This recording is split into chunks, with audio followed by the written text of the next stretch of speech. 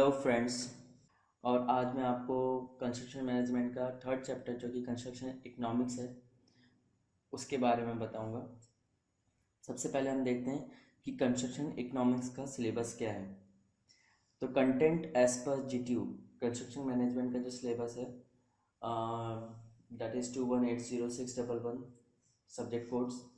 तो इसके हिसाब से कंस्ट्रक्शन इकोनॉमिक्स चैप्टर का सिलेबस में है economics decision making, evaluating alternatives by, मतलब अगर हमारे पास कोई और मेथड भी हो तो कौन से मेथड से हमें अल्टरनेटिव चूज़ करना है। Effects of taxation on comparison of alternatives, अगर आपके पास और भी अल्टरनेटिव्स हैं तो टैक्सेशन का क्या इफेक्ट होता है उस पर। इन्फ्लेशन, महंगाई दर, cash flow, evolution of public projects, अगर कोई पब्लिक प्रोजेक्ट है तो उन्हें कैसे एवेल्यूट करेंगे हम। और लास्ट में है benefit cost ratio which is very interesting method to learn about. चलिए आगे देखते हैं। Construction economics. तो दोस्तों कंस्ट्रक्शन इकोनॉमिक्स से हम क्या समझते हैं, कंस्ट्रक्शन और इकोनॉमिक्स। सबसे पहले देखते हैं इकोनॉमिक्स क्या होता है। Okay, economics is a social science concern with the factor that determine the production, distribution, consumption of goods and services। तो जैसा हमने पहले ईएम सब्जेक्ट में भी पढ़ा था, इकोनॉमिक्स वो चीज़ होती है जो सिर्फ आपके पर्टिकुलर प्रोडक्शन या डिस्ट्रीब्यूशन को नहीं देखती, आपके प्रोडक्शन पे दुनिया में या देश में हो रही और बाकी चीज़ों का कैसे फ़र्क पड़ सकता है उसकी भी सोच रखना, उसकी भी समझ रखने को हम इकोनॉमिक्स बोलते हैं। ठीक है, अगर आप कंस्ट्रक्शन प्रोजेक्ट में हैं और शेयर मार्केट गिर रहा है या कोई रिसोर्सेज बंद हो रहा है या किसी चीज़ पर टैक्स बढ़ रहा है तो उससे आपके कंस्ट्रक्शन प्रोजेक्ट के मुनाफे या नुकसान पे कैसे फ़र्क पड़ सकता है उसे हम इकोनॉमिक्स समझते हैं। ठीक है, एक ब्रॉडर स्केल में जब हम समझते हैं कि कौन सी चीज़ों से हमें लाभ हो सकता है, कौन सी चीज़ों से हमें नुकसान हो सकता है, तो वो इकोनॉमिक्स कहलाता है। ओके, और अगर हम कंस्ट्रक्शन इकोनॉमिक्स की बात करें तो वो क्या होता है। Construction economics is the process of economising construction process from the project initiation to completion.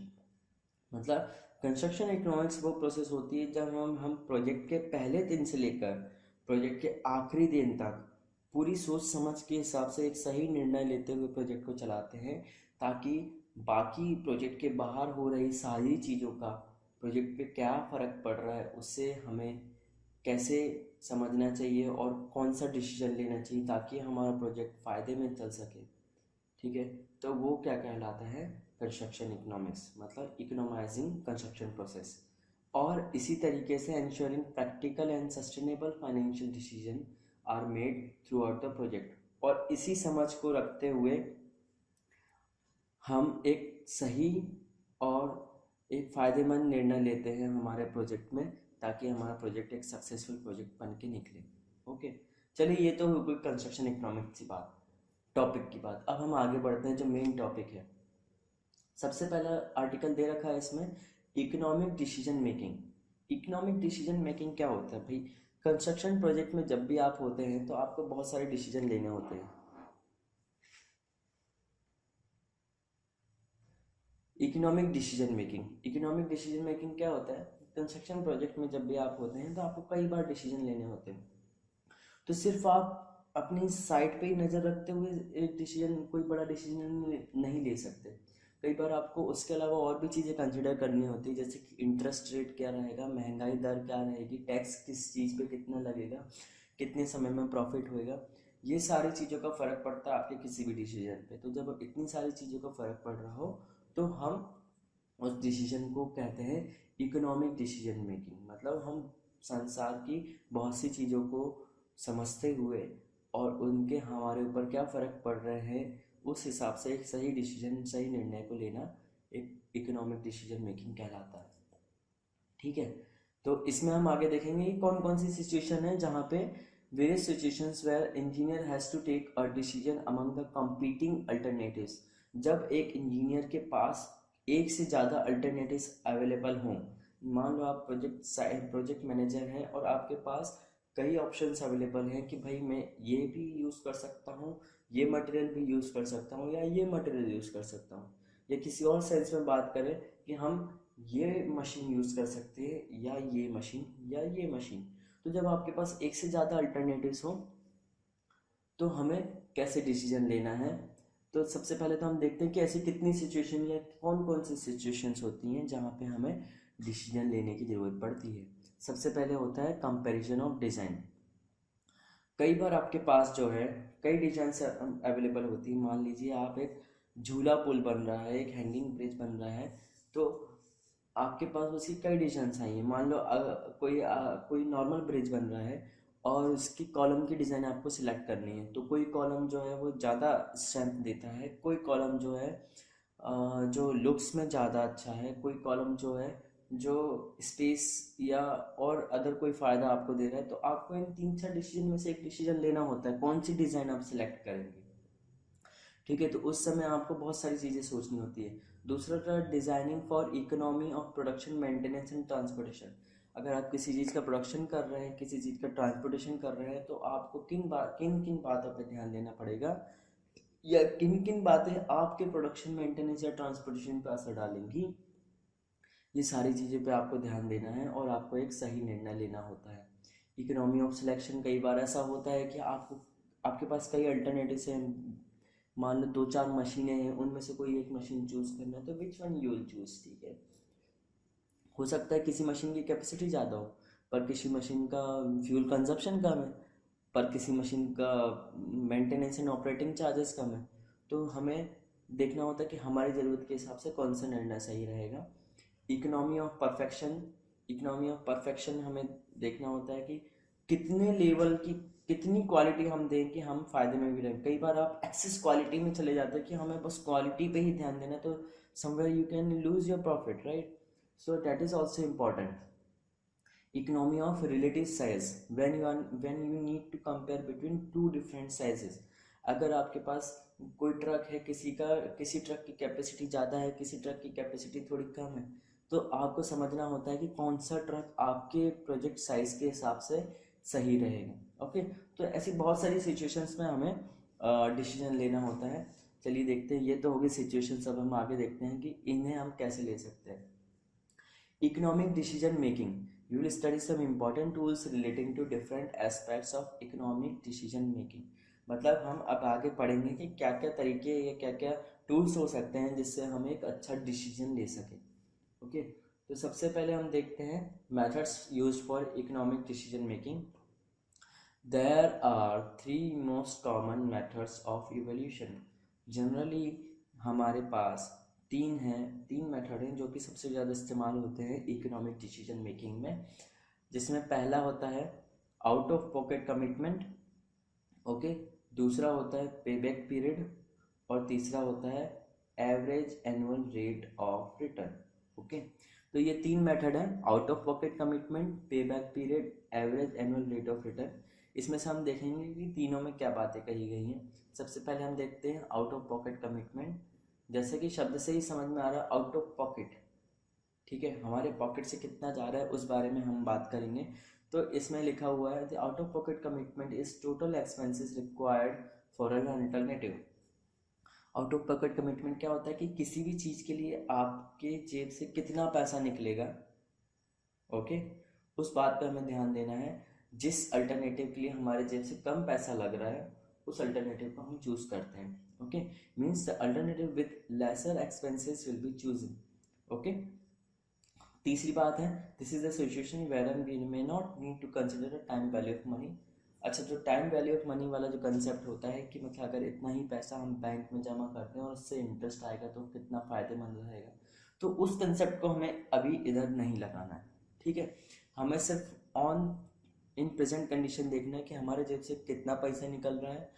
जिस ऑप्शन के लिए कम पैसा निकल रहा है उस ऑप्शन को हम चूज करेंगे। ओके, तो इस मेथड को हम एक एग्जांपल से समझते हैं। मान लीजिए आपको railway sleepers per year 1 lakh, ठीक है, आपको साल में 1 लाख स्लीपर्स बनाने हैं। रेलवे स्लीपर्स ऐसे होते हैं, आपने देखे ही होंगे। ओके, तो उसके लिए हमें दो फॉर्मवर्क के बीच में चूज करना है। ठीक है, एक स्टील फॉर्मवर्क है जिसकी लाइफ जो है 1 ईयर है, एक वुडन फॉर्मवर्क है जिसकी लाइफ जो होती है 1 मंथ होती है।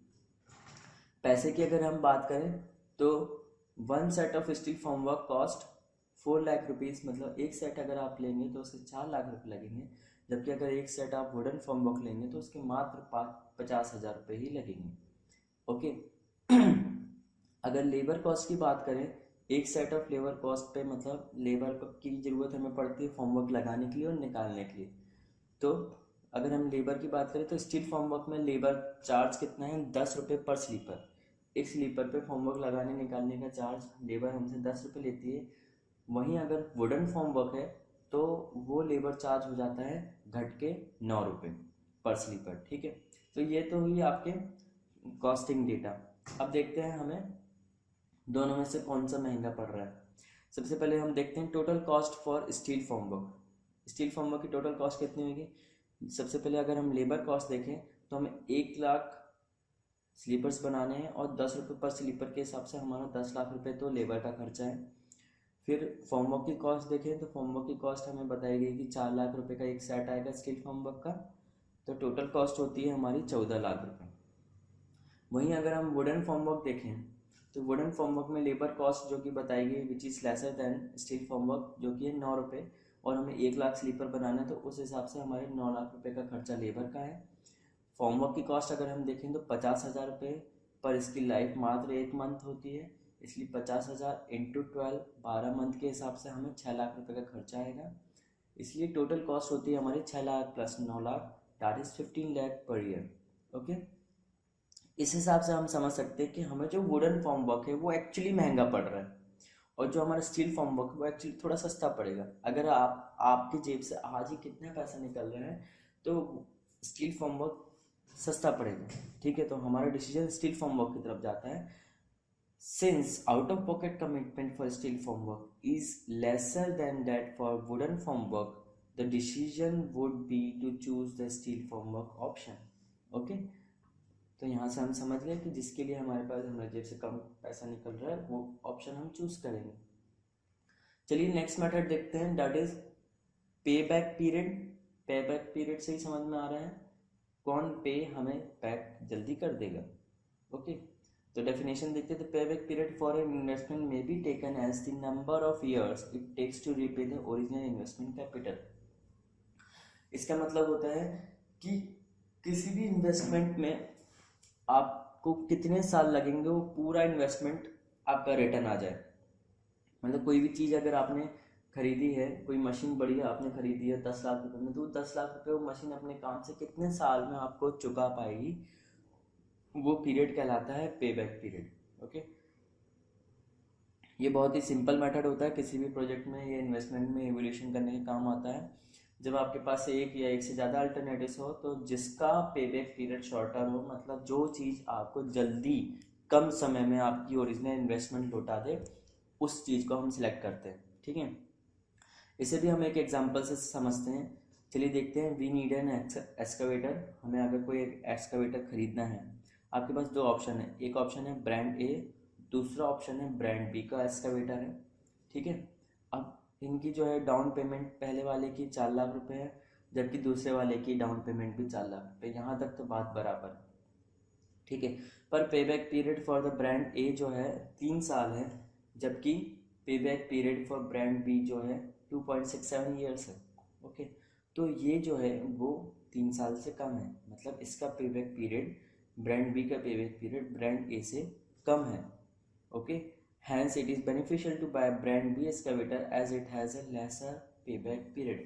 तो ऐसा माना जाता है कि जो आपको आपका इन्वेस्टमेंट जल्दी लौटा दे उस जनरली वो केस हमारे लिए फ़ायदेमंद ही होता है, और इस मेथड के हिसाब से हम ब्रांड बी का एक्सकवेटर सिलेक्ट करेंगे क्योंकि वो हमें कम समय में हमारा पैसा लौटा दे रहा है। ठीक है, इसमें ये बात मायने नहीं रखती कि 3 साल बाद ये वाली मशीन कितना कमाएगी और 2.5 साल बाद ये वाली मशीन कितना कमाएगी। हो सकता है ये मशीन ब्रांड ए ज़्यादा कमाए ब्रांड बी से, पर पेबैक पीरियड की अगर हम बात करेंगे तो हम सिर्फ इतना ही देखेंगे कि कौन जल्दी लौटा रहा है हमारा पैसा, तो ब्रांड बी हमारा पैसा जल्दी रिटर्न कर देगा, that is having shorter payback period. Okay, next method जो है that is annual average annual rate of return. नाम से ही समझ में आता है जिसका rate average rate of return जो है वो ज़्यादा होगा उस चीज़ को हम चूज़ करेंगे। ओके, और generally average rate of return percentage में डिस्प्ले होता है, hence the choice with the higher rate of return will be preferred. जो भी चीज़ हमें ज़्यादा रेट ऑफ रिटर्न दे रही होगी, जो भी अल्टरनेटिव, उसी अल्टरनेटिव को हम चूज़ करेंगे। ये होता है average annual rate of return. Okay friends, बाकी चैप्टर को हम 3 पार्ट में डिवाइड करते हैं, अगले 2 पार्ट आप इसके बाद देखेंगे। Thank you so much.